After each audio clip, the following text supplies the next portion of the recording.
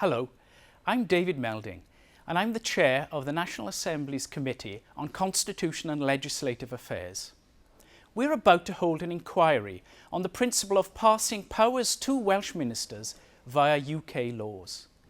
The principle we're looking at is whether such delegation of powers should only come through the National Assembly, because that's a more direct way of scrutinising these important powers that ministers receive.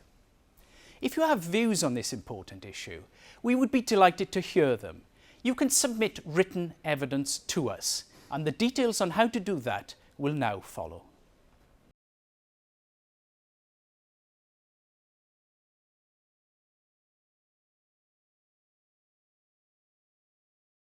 The National Assembly for Wales is the democratically elected body that represents the interests of Wales and its people, makes laws for Wales and holds the Welsh Government to account. For more information and to find out who represents you, go to assemblywales.org or follow us on Facebook and Twitter.